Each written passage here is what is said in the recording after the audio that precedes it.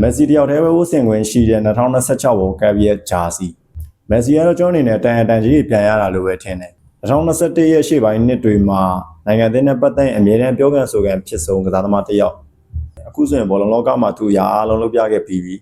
ဘောလုံးကအသင်းလိုက်ကစားတဲ့အားကစားနည်းဖြစ်တယ်ဆိုပေမဲ့လည်းအာဂျင်တီးနားအသင်းရဲ့ပွဲစဉ်တွေကိုကြည့်ဦးတဲ့သူဆိုရင်တော့ Messi ထန်းတင်ခဲ့ရတဲ့အာဂျင်တီးနားရဲ့ one man army ပွဲစဉ်တွေကိုခင်ဗျားတို့ကောင်းကောင်းကြီးမှတ်မိအောင်မယ်လို့ထင်တယ်ဘယ်ကစားသမားမျိုးကြောင့်ဘယ်လိုစုပလားမျိုးကိုပဲလွဲချော်ခဲ့နည်းနည်းမှအပြစ်မပြောခဲ့တဲ့ Messi အခုဆိုရင်အာဂျင်တီးနားတသင်းလုံးနဲ့အတူလန်ချန်ပလေယာတွေရဲ့ကာကွယ်မှုအပြည့်အဝကိုအခုဆိုရင်ရရှိထားပြီ2026 World Cup ရဲ့ထိုက်တန်တဲ့အတိမတ်ပြုမှုတွေကိုလည်းရရှိထားခဲ့ပြီပထမဆုံး Messi ရဲ့အာဂျင်တီးနားဂျာစီပေါ်ကလန်ချန်စီ patch မှတ်သားပေါ့ဒီ icon ကိုတော့ World Cup ကို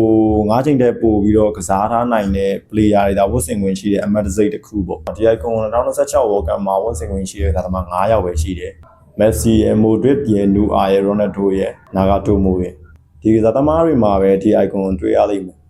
ဒုတိယတစ်ခုကတော့ World Cup Golden Patch Messi ရဲ့ဂျာစီလက်မောင်းပေါ်မှာပါတဲ့ဒီရွှေရောင်အမှတ်သားနဲ့တစိမ့်တစ်ခုက World Cup Champion ဖြစ်ဘူးတဲ့သူပဲဒီတစိမ့်ကိုဝတ်ဆင်ခွင့်ရှိတယ်ဒါပေမဲ့ကမ္ဘာ့ဖလားမရဘူးတဲ့အသင်းတွေကတော့အနက်ရောင်တစိမ့်ကိုပဲဝတ်ဆင်ကစားရတယ်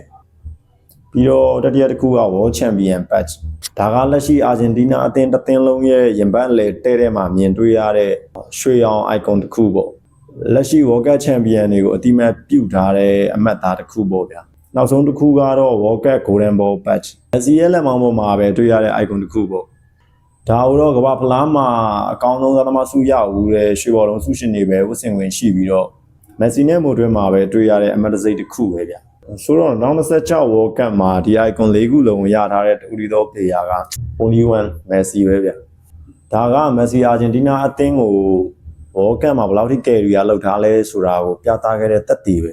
နောက်ဆုံးတော့ Messi ရဲ့ PR တွေအောက်မှာနေခဲ့ရတဲ့ဂူးနစ်တွေအတွက်ဒါက Messi ပြန်ရလိုက်တဲ့တန်ကြီးလို့ပဲထင်တယ်ဆိုတော့ကျွန်တော်ဒီမှာတစ်ခုစဉ်းစားမိတာက Messi ရဲ့ဂျာစီတွေကတိတ်ပြီးတော့ဈေးကြီးတာမှန်ပေမဲ့ဒီလိုရွှေရောင်အမှတ်သားတွေနဲ့ကြီးပြုလုပ်ထားတဲ့2026 World Cup က Messi ရဲ့အင်ဂျီဆိုဘယ်လောက်တောင်တန်ကြီးရှိမလဲပေါ့ဆိုတော့နောက်ထပ်ကမ္ဘာဖလားရဲ့ခင်ဗျားတို့မသိသေးတဲ့ထူးခြားတဲ့အကြောင်းအရာတွေကိုကျွန်တော်နောက်နေ့မှာဗီဒီယိုတစ်ပုဒ်ထပ်တင်ပေးသွားပါမယ်ဆိုတော့ကျွန်တော်နောက်နေ့ကစားမယ့်အာဂျင်တီးနားအသင်းရဲ့ပွဲစဉ်မှာပြန်တွေ့တာပေါ့ဒါကတော့ Smart Channel ပါ